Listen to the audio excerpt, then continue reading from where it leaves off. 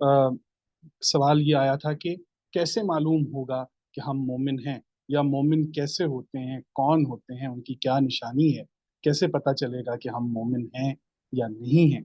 तो इस पूरे सवाल को लेकर हम चलेंगे जी। और मेरी ये दरख्वास्त है आप तमाम अहबाब से कि आप सूरह अल-अनफाल आयत नंबर 2 जो है वो अगर खोल लें तो वो हमारे लिए बहुत आसानी हो जाएगी जी।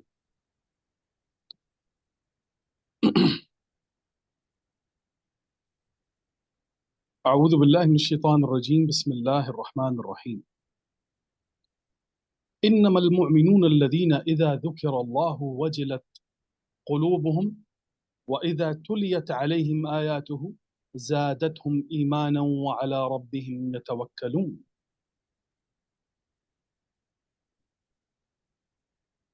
मैं ये चाहता हूँ जी कि आम तर्जमा तो हम जानते ही हैं, और आम तर्जमे का मकसद ये हरगिज़ नहीं है कि उनकी बात आम है। हम आम से हमारा मतलब जो है वो अमूमी तराजुम होते हैं जो जिन्हें हम जानते हैं। तो ये लिखने वाला हमारे लिए बहुत ख़ास होता है।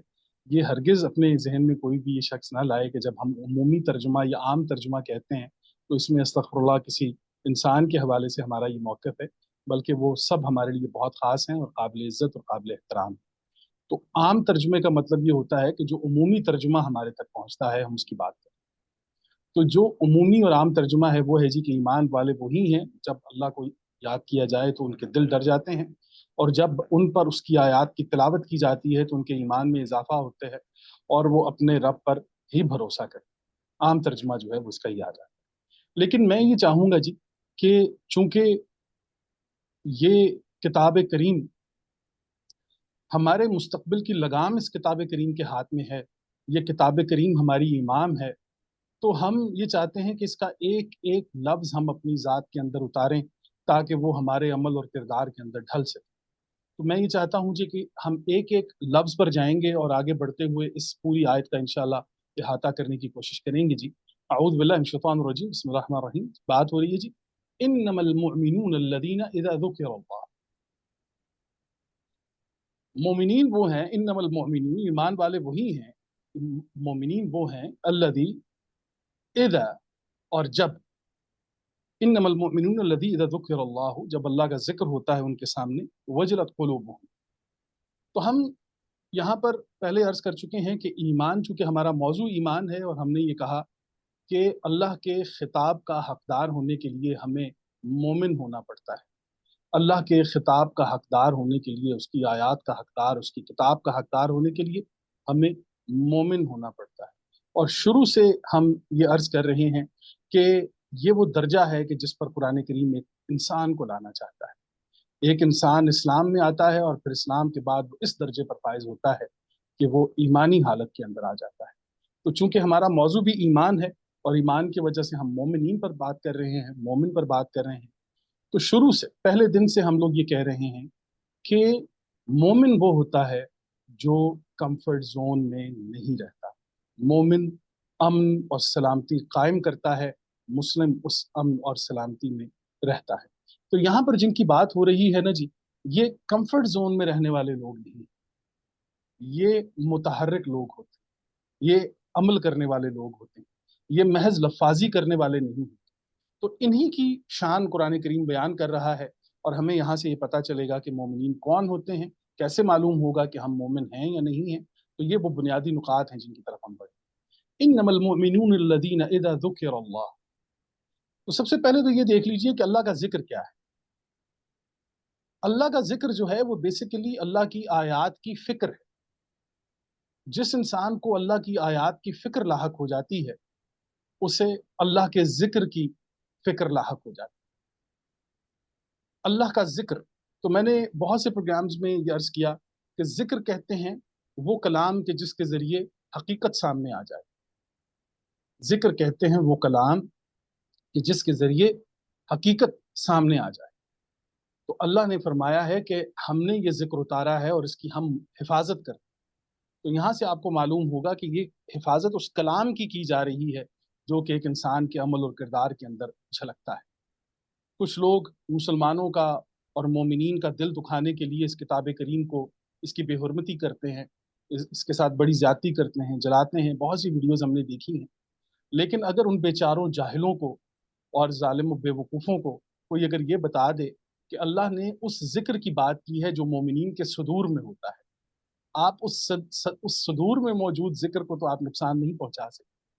اگر آپ کو یہ پتہ لگ جائے کہ اللہ نے جس ذکر کی بات کی ہے وہ تو مومن کے کردار کے اندر ہوتا ہے، آپ کسی کے کردار کے اندر سے جا کر اس کے ذکر کو آگ تو نہیں لگا سکتے، اس کی بے حرمتی تو نہیں کر سکتے۔ تو اللہ نے جو وعدہ کیا ہے اس ذکر کا، تو وہ میں نے عرض کیا کہ ذکر وہ کلام ہوتا ہے کہ جس کے ذریعے حقیقت سامنے آ جاتی ہے۔ تو اللہ کا ذکر جو ہے یہاں پر جب ہم دیکھیں گے تو اللہ کی آیات کی فکر کہ اللہ نے جو احکامات اتارے ہیں ہم ان احکامات کے پابند ہیں یا نہیں ہیں۔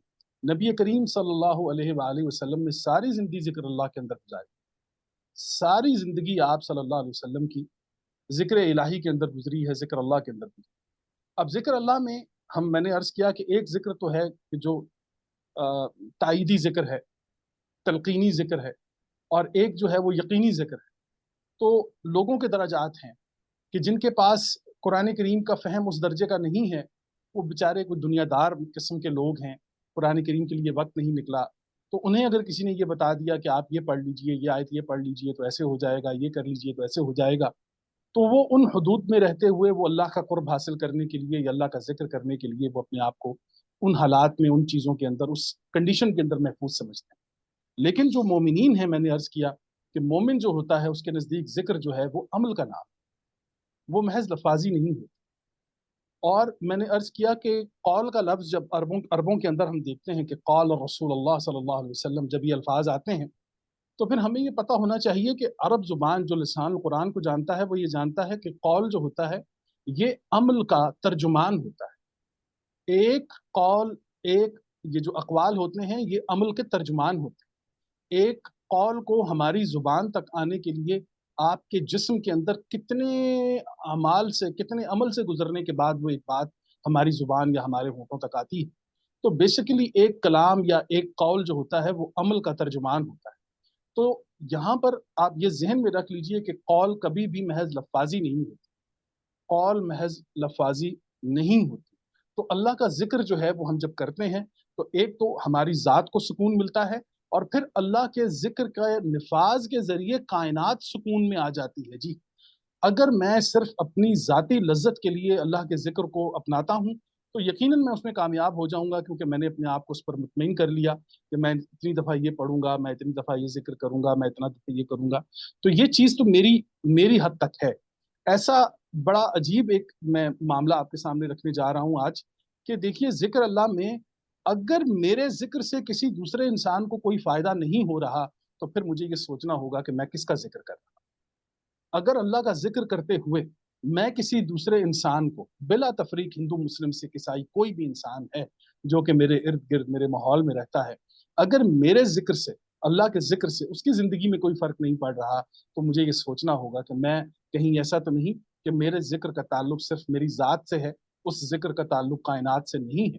تو ہمیں یہ سوچنا ہوگا کہ ہمارا ذکر جو ہے وہ کائناتی لیول کا ہے یا صرف ذاتی لیول کا ہے۔ تو ہم ڈینائی بالکل بھی نہیں کر رہے کہ ایسا نہ ہو کہ آپ بالکل ہی اللہ کے ذکر کو، اللہ کے صفات کا ذکر کرنا چھوڑ دیجئے، ایسا بالکل بھی نہیں ہے۔ ہم یہ عرض کر رہے ہیں کہ وہاں سے آپ نے کرنا یہ ہے کہ وہ بات جو محض لفاظی تک محدود ہے اسے آپ اپنے کردار کے اندر لے کر آئیے، اپنے عمل کے اندر لے کر آئیے، تاکہ ذکر کی مکمل تعریف آپ کے سامنے آ جائے۔ تو اللہ کا ذکر وہ ہے کہ جو اللہ کی آیات کی فکر ہے۔ تو رسول کریم صلی اللہ علیہ وسلم نے ساری زندگی، آپ صلی اللہ علیہ وسلم نے آیات کی حفاظت کی، آپ آیات کے محافظ رہیں۔ آپ صلی اللہ علیہ وسلم نے اپنے کردار کے قلم سے ان آیات کی تفسیر لکھی ہے، ان کے اوپر تدبر کیا ہے، تمام حیات آپ صلی اللہ علیہ وسلم کی انہی آیات کی فکر میں گزری۔ آگے بڑھیے تو انما المؤمنون الذین اذا ذکر اللہ وجلت قلوبہم، وجلت، اب وجل کا لفظ جو ہے نا یہ بھی بڑا کمال ہے کہ وجل کہتے ہیں وہ ڈر، وہ خوف جو فکری اور شعوری طور پر آپ کے اندر ہو۔ ایک تو وہ ڈر ہوتا ہے کہ جو مادی حوالے سے آپ کو ڈر ہے کہ جی مجھے کوئی نقصان پہنچائے گا تو مجھے نقصان ہو جائے گا، مجھے لگ جائے گی کوئی چیز، میں مارا جاؤں گا، یہ تمام تر چیزیں۔ لیکن ایک فکر وہ ہوتی ہے جو شعوری اور فہم کے، ادراک کے حوالے سے آپ کو بے چین کر دیتی۔ تو یہ وہ ڈر ہے کہ جس کے اندر آپ کو شعوری اور فکری فکر حاصل ہو جاتی ہے کہ آپ کسی شے کو لے کر اس کو سوچ کر کسی ڈر کے اندر، کسی خوف کے اندر مبتلا ہوتے ہیں۔ جب آپ کسی شے کو سوچ کر کسی ڈر کے اندر مبتلا ہوتے ہیں تو اس کیفیت کے لیے قرآن لفظ لاتا ہے وجل، وجلت قلوبہم۔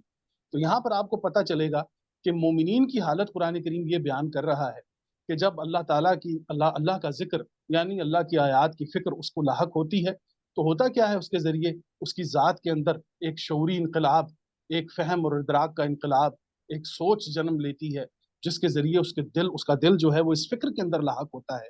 اسے یہ ڈر، اس کا ڈر جو ہے وہ اس کے دل کے اندر یہ محسوس کرتا ہے کہ ان کے دلوں میں وہ اس کیفیت کے اندر چلے جاتے ہیں کہ انہیں وہ خوف محسوس ہوتا ہے کہ اگر یہ ذکر اللہ جو ہم نے کیا ہے اس کو ہم اپنی ذات اور کائنات پر نافذ نہ کر سکے تو پھر یہ ذکر محض لفاظی ہو جائے گی۔ یہ ہے وہ وجلت، یہ ہے وہ کیفیت کہ ایک انسان جو ہے اس کو یہ فکر لاحق ہو جائے کہ کہیں ایسا تو نہیں کہ یہ ذکر اللہ جو ہے صرف میری اپنی ذات تک محدود ہو گیا ہے، یہ کائنات میں نہیں بٹ رہا، میرے ذکر اللہ سے کائنات کو فائدہ نہیں ہو رہا۔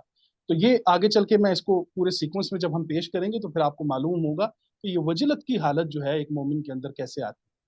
تو وجلت جو ہے وہ ڈر ہے کہ جو فکری اور معنوی طور پر انسان کے اندر جو ہے وہ سرایت کر جائے، اس ڈر کو وجلت کہتے ہیں۔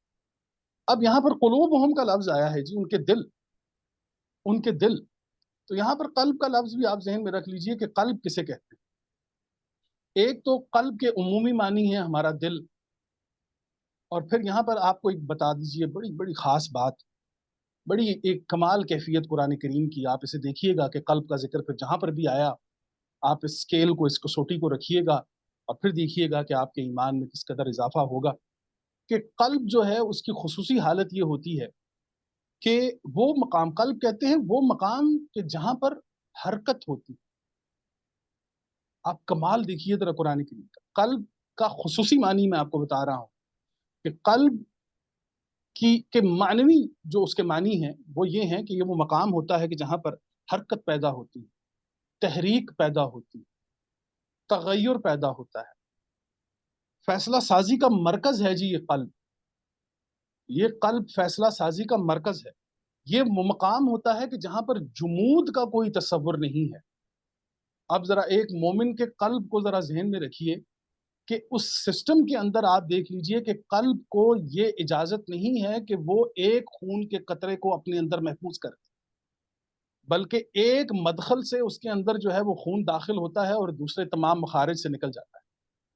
ایک مومن کا قلب جو ہے وہ اس قدر خوبصورت تحریک اور انقلاب کا سرچشمہ ہوتا ہے کہ اگر اس کے قلب کی بات کی جائے، اور یہی وہ قلب سلیم ہے کہ جو اللہ نے فرمایا کہ قیامت کے روز وہ پھر جو مومن میرے سامنے قلب سلیم لے کر آئے گا کامیابی تو اس کی۔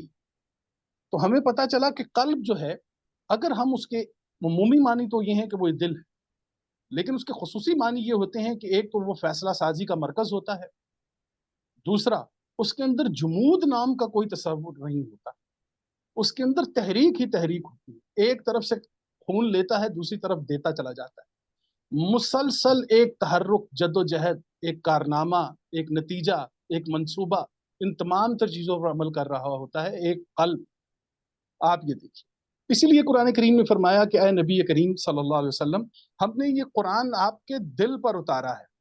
تو پھر آپ سوچئے کہ ہمارے لیے رسول کریم صلی اللہ علیہ وسلم بھی تو ایک قلب کی حیثیت رکھتے ہیں کہ وہ ہمارے دل ہیں کہ انہوں نے آیات خداوندی کو اپنی ذات میں اتارا ہے اور پھر سب طرف اس کو پھیلا دیا ہے۔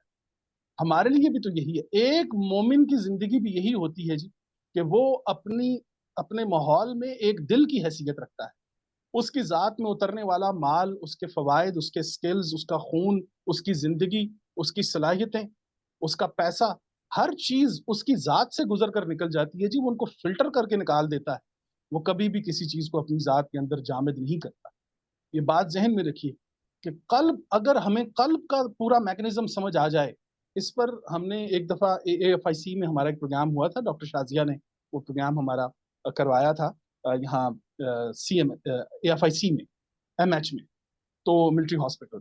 تو وہاں پر ہم نے قلب کے اوپر جو ڈیفینیشن دی تھی ان لوگوں کو ہم نے یہ بتایا تھا کہ قاف، لام اور با کی کیفیت جب آپ دیکھیں گے قرآن کریم کے اندر تو قاف جو ہے وہ قوت کے لیے استعمال ہوتا ہے، جہاں پر قاف آئے گا آپ دیکھیے کہ وہاں پر قوت آ جاتی ہے، پھر وہ قرآن ہو، پھر وہ قبلہ ہو، پھر وہ قرن ہو، پھر وہ قرین ہو، پھر وہ جہاں جہاں پر بھی آپ قاف دیکھیں گے، قاف کینچی والا، تو ایک قوت ہے، ایک قوت۔ اچھا، اب قلب کو جب آپ سامنے رکھیں گے اور اس کی کانٹریکٹنگ اور ریلیکسنگ کا جو پورا ایک سسٹم آپ کے سامنے آئے گا، تو وہاں سے آپ کو پتا چلے گا کہ یہ قرآن کریم اپنی خطاطی کے اندر بھی ایک معجزہ ہے کہ جب وہ قاف، لام اور با کا ذکر کرتا ہے تو قاف ایک قوت ہے کہ جو ایک میکنزم ہے پورا، جو اس کو کانٹریکٹنگ اور ریلیکسنگ کے اندر لے کے جاتا ہے۔ لام جو ہے لطف ہے، اس میں ایک لطیف حرکت ہے۔ میں نے عرض کیا کہ بہت سے مقامات پر میں یہ بتا چکا ہوں کہ لام کا لفظ جہاں پر آئے گا وہاں پر مائکروسکوپک لیول پر جا کر آپ نے ان چیزوں کو دیکھنا ہوتا ہے۔ لام کا لفظ جہاں پر بھی آئے گا، پھر وہ چاہے اللہ ہو، چاہے رسول ہو، چاہے رسالہ ہو، چاہے فلک ہو، چاہے ملائک ہو، چاہے جہاں پر بھی یہ لام کا لفظ آئے گا وہاں پر آپ کو پتا چلے گا کہ لام کا لفظ کہہ رہا ہوں، لام کا حرف آئے گا تو وہاں پر آپ کو پتا چلے گا کہ یہ وہ ایک ایرا ہوتا ہے، ایک ایسا ماحول ہوتا ہے جہاں پر لام کا لفظ جب داخل ہوتا ہے تو وہاں پر آپ کو مائکروسکوپک لیول پر جا کر اس چیز کو دیکھنا ہوتا ہے۔ الم تر کیف فعل ربک باصحاب الفیل، یہاں تک کہ ان آیات کے اندر بھی لام کے لفظ کو جب آپ دیکھیں گے تو آپ کو مائکروسکوپک لیول کے اوپر جا کے دیکھنا ہوتا ہے۔ تو الف لام میم میں آپ لام کو بھی دیکھیے تو لام بہت اہم حرف ہے، اور اگر ہم روح کی دنیا میں جائیں تو ہمیں پتہ چلے گا کہ یہ پورا میکنزم ہے جو قرآن کریم کے اندر پیش کیا گیا ہے۔ تو قاف جو ہے یہ قوت ہے، میں نے عرض کیا، لام جو ہے یہ لطف ہے، یہ مائکروسکوپک لیول ہے ایک سسٹم کو سمجھنے کا، اور بسط کہتے ہیں کسی چیز کو پھیلانا، کسی چیز کو پھیلانا۔ تو آپ کو پتا چلے گا کہ ایک قوت ہے، ایک قوت ہے کہ جو قلب کو جو کانٹریکٹنگ اور ریلیکسنگ کنڈیشن کے اندر لے کر آئی ہے، ایک قوت ہے کہ جس کے اندر صفت لطیف کام کر رہی ہے اور صفت باسط کام کر رہی ہے کہ وہ لے رہی ہے، پھیلا رہی ہے، لے رہی ہے، پھیلا رہی ہے، پورا ایک قلب کا میکنزم آپ کے سامنے آئے گا۔ تو قرآن کریم نے جب یہ فرمایا ہے کہ انما المؤمنون الذین اذا ذکر اللہ وجلت قلوبہم، تو پتہ چلتا ہے کہ مومن کا حال یہ ہوتا ہے کہ جب ذکر اللہ یعنی کہ فکر اللہ کے اندر مبتلا ہوتا ہے تو اس کا قلب جو ہے ایک ایسی کیفیت کے اندر مبتلا ہو جاتا ہے، اور وہ کیفیت اس کے دل کی حالت یہ ہوتی ہے کہ اب وہ قلب ایک قلب کے اندر ڈھل جاتا ہے۔ جیسا کہ ایک امت ایک قلب کے اندر ڈھلتی ہے، ایسے ہی مومن ایک قلب کے اندر ڈھل جاتا ہے، اور پھر اس کے اندر وہ اس کا جمود جو ہے اللہ کی ذات نکال دیتی ہے۔ اس پوری آیت کے اندر ایک ایک حرف ہمارے لیے اس قدر کمال ہے کہ میں سمجھتا ہوں کہ ایک مومن کے لیے اس کے اندر بہت سی نشانیاں ہیں، بہت سی عقل ہے، بہت سا شعور ہے۔ تو وجلت قلوبہم، تو ان کا قلب جو ہے وہ میں نے عرض کی کہ ان کی کانٹریکٹنگ اور ریلیکسنگ سسٹم کا حال یہ ہوتا ہے کہ جمود سے نکل کر وہ مومن جو ہیں ان کا شعور، ان کی فکر جو ہے ان کو وہ جلا بخشتی ہے کہ جس جلا کے ذریعے ان کے اندر ایک تحرک پیدا ہوتا ہے، ایک تحریک پیدا ہوتی ہے، ایک انقلاب پیدا ہوتا ہے۔ یہ وہ مومنین ہوتے ہیں۔ آگے کیا کہا جا رہا ہے جی؟ وَإِذَا تُلِيَتْ، اور جب ان کے اوپر تُلِيَتْ عَلَيْهِمْ، اور جب ان پر آیات تلاوت کی جاتی ہیں۔ اب یہ تلو کا لفظ بھی آپ دیکھ لیجیے، یہ بھی بہت اہم ہے جی، کمال کرتا ہے قرآن کریم نے، موتیوں کی طرح پرویا ہے جی اس ایک آیت کے اندر الفاظ پہ۔ اذا تلیت، فرمایا گیا کہ جب ان پر تلاوت کی جاتی ہے۔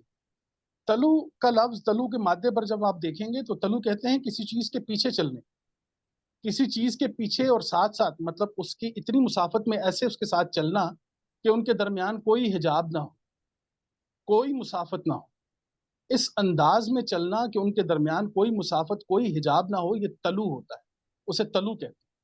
اس کی ایک مثال میں آپ کو بتاتا ہوں جو کہ میں نے اپنی آنکھوں سے دیکھی۔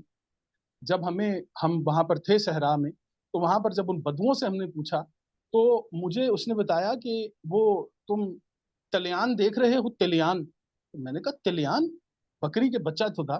وہ کہتا ہے یہ تلیان ہے، دیکھو ان کو ذرا غور سے۔ تو ہم نے جب دیکھا تو اس نے ہمیں بتایا کہ یہ دیکھو یہ تلیان، تو مجھے پتا چلا کہ یہ تلیان، ان کی ڈیفینیشن، اس نے جب تلو کی ڈیفینیشن ہمیں دی تو ہمیں پتا چلا کہ وہ ایک بکری کی جس نے اپنے بچوں کو جنم دیا ہے، اور نئے نئے بچوں نے چلنا شروع کیا ہے اور فیڈنگ سٹارٹ کی، تو پھر آپ یہ دیکھیں گے کہ وہ دونوں بکری کے بچے بکری کی پچھلی ٹانگوں یعنی تھنوں کے ساتھ ساتھ سر مارتے ہوئے چلتے ہیں، اس انداز میں چلتے ہیں کہ ماں جس طرف جاتی ہے اور وہ اس کے ساتھ ساتھ چلتے ہیں، اور اپنے کان اور اپنا سر اس کی پچھلی ٹانگوں کے ساتھ ٹکراتے رہتے ہیں۔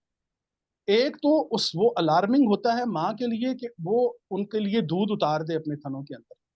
دوسری چیز کہ ان کا اس کے پیچھے پیچھے چلنا یہ ہوتا ہے، تلو کی کیفیت یہ ہوتی ہے کہ آپ کو یہ پتا چل جاتا ہے کہ یہ وہ مقام ہے کہ جہاں سے مجھے حیات حاصل ہو جائے گی، مجھے کچھ حاصل ہو جائے گا، میں اس سے رزق حاصل کر لوں گا، یہ وہ مقام ہے. اب آپ یہ دیکھیے کہ انہیں جب تلیان کہا گیا تو پتا چلا کہ ان بکری کے بچوں کو بھی یہ پتا ہے کہ ماں کے تھنوں کا یہ وہ مقام ہے کہ جہاں سے ہمیں رزق حاصل ہوتا ہے. تو وہاں پر وہ پچھلی ٹانگوں میں اپنے سروں کو ٹکراتے ہوئے ماں کو یہ احساس دلواتے ہیں کہ ایک تو ہم آپ کے ساتھ ہیں، دوسرا جب انہیں بھوک لگے گی ماں ان کو دودھ دستیاب کرے. تو پتا چلا کہ ایک مومن کے لیے تلاوت کی کیفیت یہ ہوتی ہے کہ وہ بھی قرآن کریم کو اپنے سینے کے ساتھ ایسے ہی لگاتا ہے جی، کہ جیسے وہ اپنے کسی بہت عزیز اور قریبی کو لگاتا ہے، جیسے وہ اپنی والدہ کو لگاتا ہے، جیسے اپنے والد کو اپنی اولاد کو لگاتا ہے. ایسے ہی ایک مومن جو ہے وہ قرآن کریم کو اپنے قلب کے ساتھ لگاتا ہے کہ اس کے درمیان اور قرآن کے درمیان کوئی مسافت نہیں رہتی، اس کے درمیان اور قرآن کے درمیان کوئی حجاب نہیں رہتا. وہ ہر لمحہ قرآن کریم کو اپنے ساتھ ایسے ہی رکھتا ہے کہ جس طرح اس بچے کی طرح کہ اسے یہ معلوم ہوتا ہے کہ میرے رزق کا سرچشمہ یہ. تو ہمیں جب یہ قرآن کریم یہ رزق کا سرچشمہ ملتا ہے جی، تو ایک مومن کے لیے بھی اس کے اندر حیات ہے، اس کے اندر زندگی. تو پھر کیوں نہ ان مومنین کا وجلت قلوبہم، ان کے قلوب کے اندر یہ فکری حرکت تحریک پیدا کیوں نہ ہو کہ جنہیں پتہ چل جائے کہ تلیت کا مقام کیا ہوتا ہے، تلاوت کیا چیز ہوتی ہے. تلاوت وہ مقام ہوتا ہے، میں نے عرض کیا، کہ جہاں سے کچھ حاصل ہو جائے. اور پھر مسلسل ایسا نہیں ہوگا کہ آپ کھڑے رہیں اور ماں چل پڑے، بکری کے بچے ایک جگہ کھڑے رہیں اور ماں آئے ان کو دودھ نہیں، بلکہ ان کو اٹھ کے ساتھ چل کر اس کے ساتھ کا چلنا ہوتا ہے. ان کے ساتھ ساتھ اٹھ کر اس کے پیچھے پیچھے اس کی دونوں ٹانگوں کے ساتھ اپنا سر مار کے یہ بتانا ہوتا ہے کہ میں آپ کے ساتھ ساتھ ہوں، آپ کے پیچھے پیچھے ہوں. یہ تلاوت تلیان، اس یہاں سے آپ کو تلیان کا پورا ایک کانسیپٹ آپ کے سامنے آ جائے گا، تلاوہ کا ایک خوبصورت منظر آپ کے سامنے آ جائے گا. وَإِذَا تُلِيَتْ عَلَيْهِ، اور ان پر جب تلاوت کی جاتی ہیں آیاتہ، اس کی آیتیں. اب میں نے عرض کیا کہ وہ تلاوہ کی حالت میں آئیں گے تو پھر قرآن کی آیتیں سامنے آ جاتی ہیں نا. تو آیت کا ترجمہ جو ہے عمومی طور پر آیت جو لغت کے اندر ہے وہ ہے اس کا معنی نشانی کے، آیت نشانی کو کہتے ہیں. تو یہ صرف محض نشانی کو نہیں کہتے بلکہ آیت نشان دہی کرنے کی صلاحیت کو بھی کہتے ہیں. آیت صرف نشانی نہیں ہوتی بلکہ نشاندہی کرنے کی صلاحیت بھی. تو مومن جو ہوتا ہے وہ ایسا نہیں ہوتا کہ صرف وہ نشانیاں دیکھتا ہے بلکہ وہ قرآن کریم کی آیات کے ذریعے وہ صلاحیت حاصل کر لیتا ہے جس سے وہ نشاندہی سیکھتا ہے. وہ کسی بھی معاملے کو، کسی بھی چیز کی نشاندہی کرنے کے قابل ہو جاتا ہے. یہ مومن ہوتا ہے. اذا تلیت علیہم آیاتہ زادتہم ایمان، زادتہم، اب زادت کا لفظ آپ دیکھیے، میں نے پہلے بھی عرض کر چکا ہوں کہ قرآن کریم میں اضافے میں اور زیادہ میں کیا فرق ہے. قرآن کریم جو ہے یہ دونوں الفاظ جو ہمارے لیے آئے ہیں، ہمارے لیے اضافہ بھی ایک ہی چیز ہوتی ہے اور زیادہ بھی ایک ہی چیز ہوتی ہے. یہ آپ نے پانی زیادہ ڈال دیا ہے، آپ نے پانی اضافی ڈال دیا ہے، اس کو ہم ایک ہی سمجھ رہے ہوتے ہیں. لیکن قرآن کریم بہت دقیق ہے جی. اس میں علماء کا بہت اختلاف ہے، لیکن ہم اپنی ایک چھوٹی سی تحقیق آپ کے سامنے پیش کرتے ہیں. اسے قبول کرنے اور ڈینائی کی پورا اختیار آپ لوگوں کے پاس ہے، لیکن ہم یہ چاہیں گے کہ آپ اسے قرآن کریم کی کسوٹی پر رکھیں اور دیکھیں کہ زیادہ میں اور اضافہ میں کیا فرق کرتا ہے قرآن کریم. تو آپ یہ ذہن میں رکھیے کہ ایک گلاس میں اگر پانی پڑا ہو، ایک گلاس میں آدھا گلاس پانی اس میں موجود ہو، تو آپ اسے کہیں گے کہ اس میں زیادہ پانی ڈال دیجئے. اب وہ پانی آپ نے جب اس کے اندر ڈالا تو اس گلاس کا ایک پیمانہ ہے. اب پیمانے تک تو جو چیز آئے گی وہ قابل قبول ہے، سمجھ آ رہی ہے. لیکن اب پیمانے سے جو چیز اتر رہی ہے اور ضائع ہو رہی ہے وہ اضافی ہے. جو چیز اپنے پیمانے کی حد میں رہتی ہے وہ زیادہ ہوتی ہے، جو کہ اضافی ہوتی ہے وہ فالتو ہو جاتی ہے. اور یاد رکھیے کہ فالتو چیز ہمیشہ انتشار پیدا کرتی ہے. فالتو چیز انتشار پیدا کرتی ہے. پھر وہ طوفان ہو، بارش کا ایک اعتدال ہے، اس کا ایک پیمانہ ہے. جب وہ اپنے پیمانے سے بڑھتی ہے تو سیلاب بن جاتی ہے. اسی طریقے سے ہوا جو ہے اس کا اپنا ایک پیمانہ ہے، جب وہ اپنے پیمانے سے بڑھتی ہے تو طوفان بن جاتی ہے. اسی طریقے سے دھوپ کا ایک پیمانہ ہے، جب وہ دھوپ حد سے زیادہ بڑھتی ہے تو چیزوں کو پگھلا کے رکھ دیتی ہے، سانس لینا محال ہو جاتا ہے. تو ہر چیز جو اپنے اعتدال کے اندر ہوتی ہے جی وہ زیادہ کے قانون کے اندر آتی ہے. اسی لیے قرآن کریم نے ہمیں یہ کہا ہے کہ اس میں دعا آئی ہے کہ آپ صلی اللہ علیہ وسلم نے بھی ساری زندگی یہی دعا پڑھی ہے اور قرآن کریم کے اندر بھی ہے کہ ربی زدنی علما، کہ اے میرے رب مجھے وہ علم عطا فرما کہ جو میرے پیمانے کے مطابق ہو۔ اب آپ دیکھ لیجئے کہ اس وقت ہمارے پاس جو گیجٹس ہم یوز کر رہے ہیں، وہ ٹک ٹاک ہے، وہ انسٹاگرام ہے، وہ یوٹیوب ہے، وہ فیس بک ہے، تو ہمارے اندر جو اللہ نے ایک صلاحیت، ایک پیمانہ رکھا ہے کہ ایک حد ہے میری کسی چیز کو وصول کرنے کی، جب اس چیز سے باہر کوئی چیز ہوتی ہے تو وہ پھر میرے لیے انتشار کا سبب بنتی، نہ کہ میرے لیے بلکہ میری قوم کے لیے، میری نسل کے لیے بھی یہ ایک انتشار کا باعث بنتی۔ بچوں کے لیے آپ دیکھ لیجئے، میں نے عرض کیا کہ وہ جب سکرولنگ کر رہے ہوتے ہیں تو ان کے لیے ایک برابر ہو جاتا ہے کہ جب یہ بتایا جاتا ہے کہ فلاں پلیئر نے 100 رنز چیز کر لیے ہیں، اس نے سینچری بنا لی ہے، اور اگلی خبر میں ہمیں یہ بتایا جاتا ہے کہ 120 فلسطینی یا 120 کشمیری یا 120 افغانی یا 120 یمنی جو ہیں وہ اس دنیا سے چلے گئے ہیں، ان کو شہید کر دیا گیا ہے۔ تو یہ الفاظ جب آتے ہیں تو پھر آپ ایک بچے کے لیے سکورز کو دیکھنا کہ وہ بیٹنگ میں اس نے سینچری کی ہے اور مقتول کی گنتی جو ہے وہ اس کے لیے ایک برابر ہو جاتی ہے، پھر اس میں کہیں بھی حق بات کو سمجھنے کی صلاحیت اس بچے کے اندر نہیں رہتی۔ تو آپ نے اپنے بچے کو زیادہ علم کی تلقین کرنی ہے، آپ نے اپنے بچے کو اضافی علم کی تلقین نہیں کرنی۔ قرآن کریم کا جو انداز ہے وہ اتنا خوبصورت ہے کہ قرآن کریم یہ جانتا ہے کہ آپ کی فکر کا بھی ایک پیمانہ ہے، ایک پیمانہ ہے اللہ نے جو مقرر کر رکھا ہے۔ آپ جب اس پیمانے سے اوپر جاتے ہیں تو پھر آپ دیکھیے لوگوں کی حالتیں کیا ہو جاتی ہیں۔ بہت زیادہ جو ہے وہ کسی چیز کے اندر جا کر بہت سی رائے کو اکٹھا کرنا، بہت سی چیزوں کے اندر الجھنا، آپ دیکھ لیے انسان کو بڑی مشکل میں ڈال دیتا ہے۔ تو قرآن کریم کیا فرما رہا ہے؟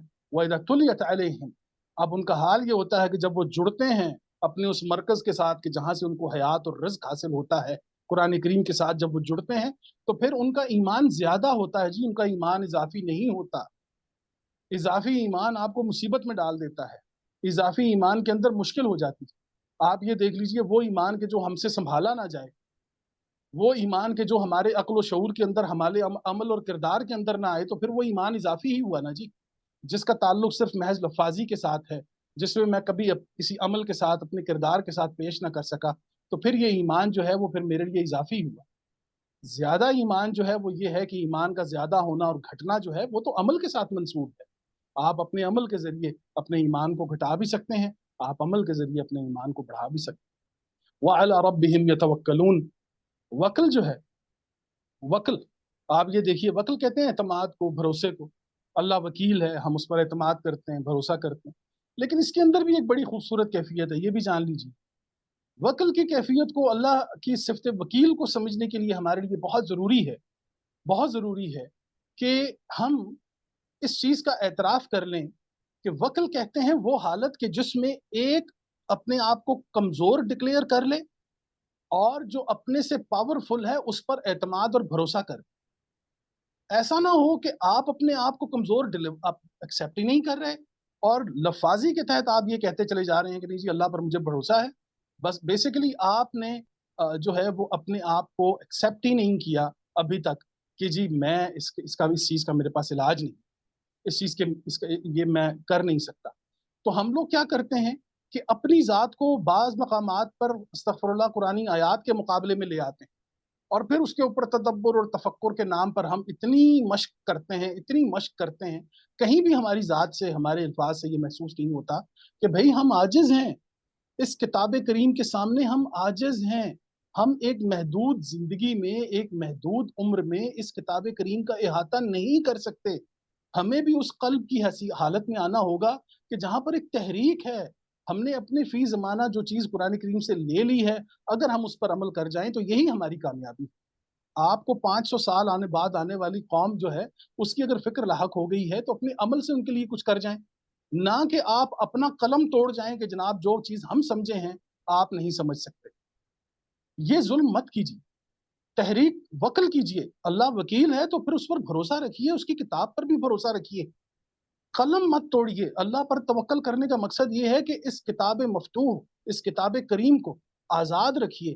نبی کریم صلی اللہ علیہ وسلم کی آیات، جو انہوں نے آیات پیش کی ہیں اور جو روایات ہیں آپ صلی اللہ علیہ وسلم پر، ان پر بھی آزادانہ طور پر ایک مومن کو یہ حق حاصل ہے کہ وہ ان پر تفکر اور تدبر کرے، یہ ایمان کا حصہ ہے۔ تو وکل سے اب قرآن کریم دیکھیں کہ زادتہم ایمانا، ان کا ایمان زیادہ ہو جاتا ہے جب وہ تلو کی حالت میں آتے ہیں اس کتاب کریم کے ساتھ، ان کے سامنے جب آیتیں پڑھی جاتی ہیں وہ तलू की हालत में आ जाते हैं इसके किताब करीम के साथ, इनका ईमान बढ़ जाता है और फिर उनका भरोसा और यकीन भी बढ़ जाता है। और भरोसा और यकीन की हालत ये होती है कि वो अपनी जुज़वी मेहनत को अल्लाह के सामने पेश करते हैं और वो बताते हैं कि जनाब हम यहाँ तक ही सोच सकते थे, हम यहाँ तक ही कर सकते थे, इतना ही हो सका जी हमसे, इससे आगे हम आजिज़ हैं, इससे आगे हम नहीं कर पाए।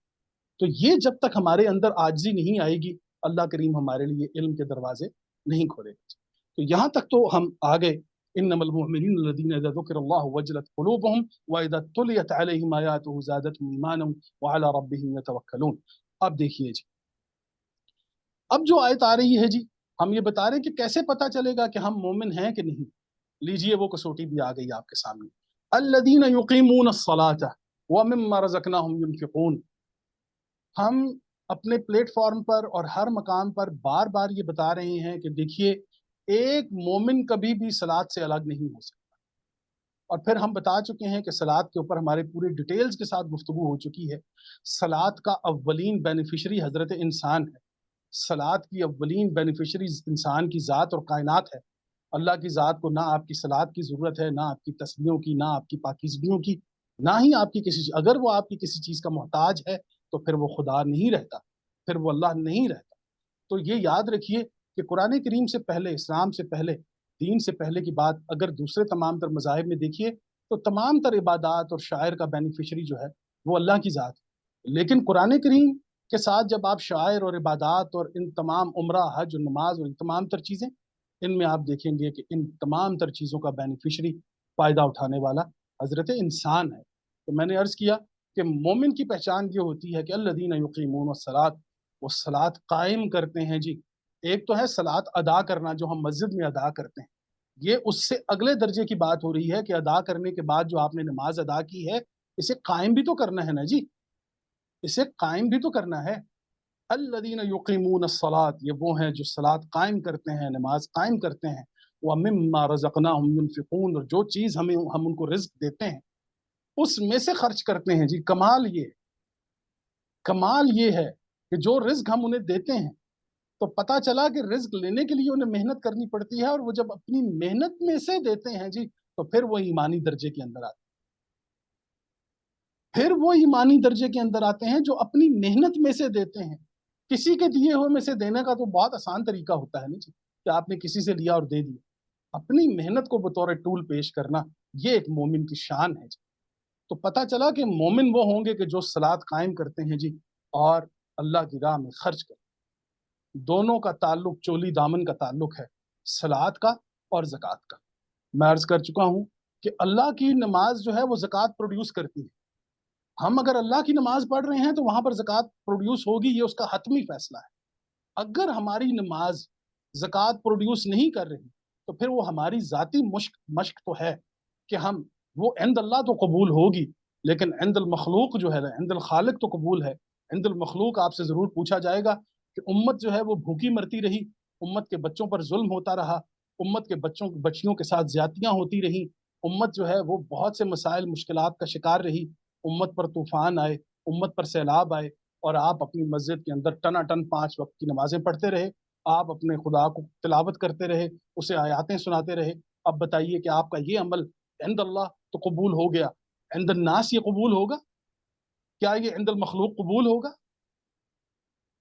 तो खुदारा, जो इंसान आपके पास किसी मुसीबत या मुश्किल में आता है, किसी भी उसकी माशी हालत के अंदर आता है, तो हज़रत वासिफ़ फरमाते हैं, बड़ी खूबसूरत बात उन्होंने की कि मोमिन वो नहीं होता कि जिसके पास कोई परेशान इंसान आए तो वो उसे आयतें सुनाना शुरू करे। मोमिन वो होता है जो उसकी परेशानी का हल निकालता है।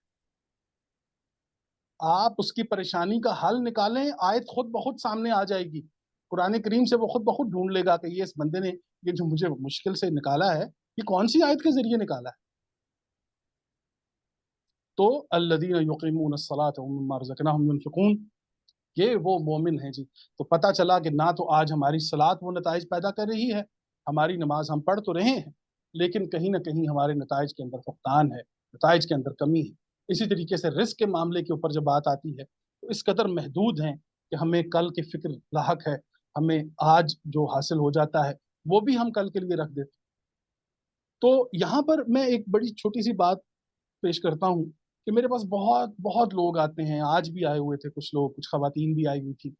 تو ان لوگوں کی پریشانی یہ ہے کہ وہ لوگ ماضی میں اپنی زندگی گزارتے ہیں، روزانہ رات میں بیٹھ کر ماضی کے قصے اپنے والدین کے، خاندان والوں کے لے کر مسلسل کسی ایک شخص کو بہت محترم بنا دیا جاتا ہے، سوچوں ہی سوچوں میں، باتوں ہی باتوں میں، اور وہ بھی دنیا سے جا چکا ہے. اور سوچوں ہی سوچوں میں، باتوں ہی باتوں میں کسی ایک انسان کو اس قدر دجال اور منافق اور کافر پیش کیا جاتا ہے، وہ بھی اس دنیا سے جا چکا ہے. تو یہ کیفیت ذرا آپ ذہن میں رکھیے کہ قرآن پڑھنے والا انسان، اس کے لیے یہ بات بہت ضروری ہے کہ یاد رکھیے ماضی پر بہت زیادہ سوچنا آپ کا تو تب بنتا ہے کہ اگر آپ کے سوچنے سے ماضی کے اندر کوئی تغیر آ جائے. پھر آپ کی سوچ جو ہے، اگر وہ ماضی کے اندر کوئی تغیر پیدا کر رہی ہے، اس کے اندر آپ کچھ تبدیلی کر سکتے ہیں، تو پھر تو آپ ماضی کو سوچیے، مجھے سمجھ آ جائے. اگر آپ کی سوچ اس ماضی کو تبدیل نہیں کر سکتی، کوئی تغیر پیدا نہیں کر سکتی، تو ماضی میں سوچنے کا فائدہ ہو. اس کے بعد آپ جائیے مستقبل کی طرف.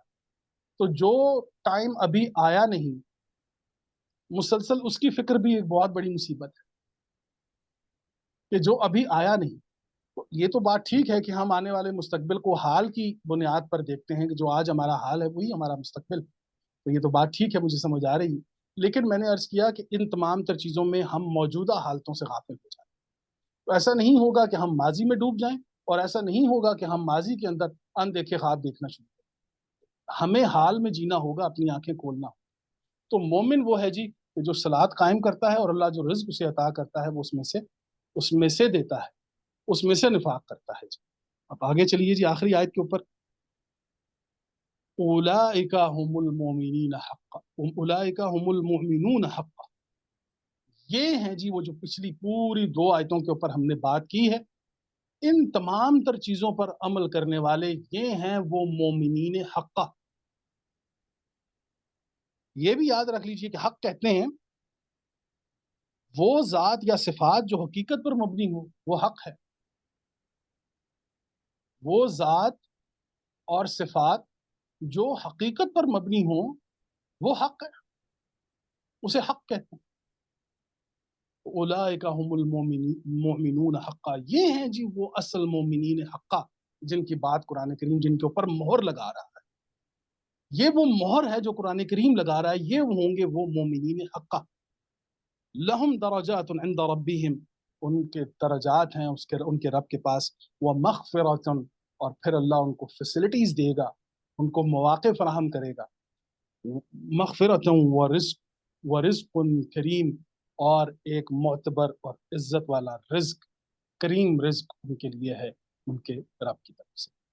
تو اللہ کریم ہمیں وہ مومن بنائے کہ جو صلات قائم کرنے والا ہو، جو زکوٰۃ ادا کرنے والا ہو، جس کے سامنے آیات خداوندی پیش کیے جائیں تو وہ اس کے دل کے اندر وجلت قلوبہم کی کیفیت پیدا ہو جائے، اور وہ آیات کے ساتھ تلو کی حالت میں آ جائے، اور وہ ان تمام تر چیزوں کے اس کے ساتھ ایمان اس کا بڑھتا چلا جائے، اور پھر اس کا حال یہ ہو کہ وہ اپنے آپ کو عند اللہ اس انداز میں پیش کرے کہ اس کے اندر عاجزی ہو، محبت ہو.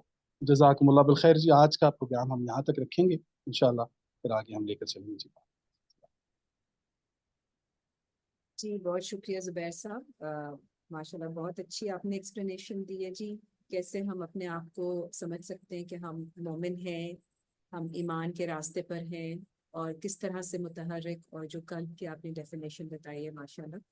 ہم سب انشاءاللہ ہم ایک روڈ میپ مل جاتا ہے کہ کس طرح اپنے آپ کو چیک کرنا ہے، کیا ریفرنس پوائنٹ لینا ہے. جی ایک سوال ابھی پوچھا تھا ایک ممبر نے، میں ابھی چیک کر لیتی ہوں.